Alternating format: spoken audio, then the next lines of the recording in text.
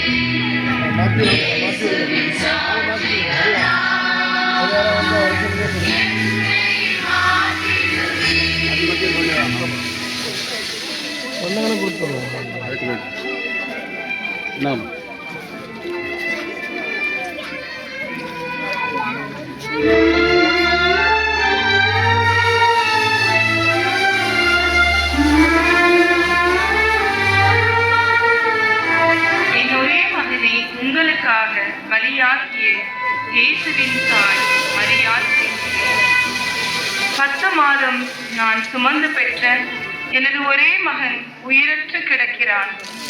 குழந்தையான இயேசுவை ஏரோது கொல்ல திட்டமிட்ட போது எகிப்துக்கு தூக்கிக் கொண்டு ஓடி அவரை காப்பாற்றினேன். ஆனால் இப்போது என் மகனை இந்த கயவர்களிடமிருந்து காப்பாற்ற முடியவில்லை. குழந்தையான அவரை கோவிலில் காணிக்கையாக ஒப்புக் கொடுத்த போது சிமியோன் சொன்னார், உன் உள்ளத்தை ஒரு வாள் ஊடுருவும் என்று. இவ்வளவு சீக்கிரம் இவ்வளவு கொடூரமாக அந்த வாள் ஊடுருவும் என்று நான் நினைக்கவே இல்லை. அவர் குழந்தையாக இருந்தபோது என் மடியில் கிடத்தி பாலூட்டி தாளாட்டிய அதே உடலை உயரத்த பின்னமாக என் மடியில் இப்போது கிடத்தியிருக்கிறேன். எவ்வளவு வேதனை அடைந்திருப்பேன். ஆனால் என் மகன் இயேசுவின் இறப்பால் என் பிள்ளைகளாக உங்களுக்கு வாழ்வு கிடைக்கிறதே என்று எண்ணி ஆறுதல் அடைகிறேன். இனி எந்த தாய்க்கும் இத்தகைய வழியை கொடுக்காதீர்கள் என் பிள்ளைகளே. தாய்மார்களே, என்னை போன்று உங்கள் பிள்ளைகளையும் பிறருக்காக வாழச் செய்யுங்கள்.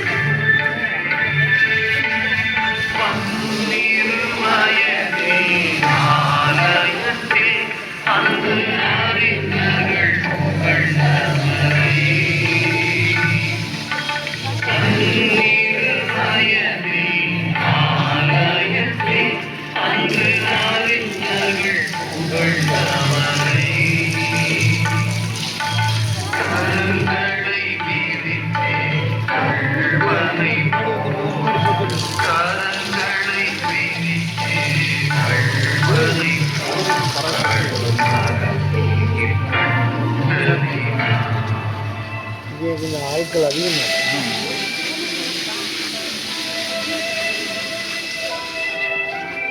கொஞ்சம் முன்னாடி போங்க.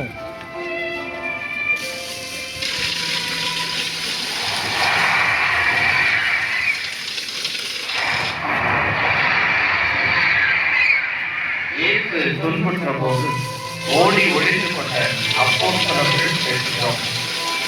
எத்தனையோ முறை தன் பாடுகளை மரணத்தை பற்றி அவர் எங்களிடம் பேசியிருக்கிறார். அப்போதெல்லாம் நாங்கள் அதை புரிந்து கொள்ளவில்லை, கற்றுக்கொள்ளவும் இல்லை. அது உமக்கு வேண்டாம் என்றோம். துன்பங்களை கண்டு அஞ்சினோம். நாங்கள் இவருக்காகத்தானே எல்லாவற்றையும் விட்டு வந்தோம். இவர் இறந்தால் எங்கள் கதி என்னவாகும் என்று நாங்கள் கலங்கினோம். உயிருக்கு பயந்து அவரை அனாதையாக விட்டுவிட்டு ஓடி ஒளிந்து கொண்டோம். எங்களில் ஒருவர் அவரை காட்டிக் கொடுத்தார், ஒருவர் மறுதளித்தார். அவர் இறக்கும் போது கூட அவர் அருகில் இல்லாததை எண்ணி வேதனைப்படுகிறோம். இனி என்ன செய்ய போகிறோம்? இனி அழுது பயனில்லை. அவரது பணியை தொடரப் போகிறோம். பணிவிடை புரியவும் பலருடைய நீட்டுக்கு விலையாக என் உயிரை அழிக்கவுமே வந்தேன் என்ற அவரை போல எங்களையே பிறருக்காக பலியாக்கப் போகிறோம். நீங்களும் எங்களோடு வாருங்கள்.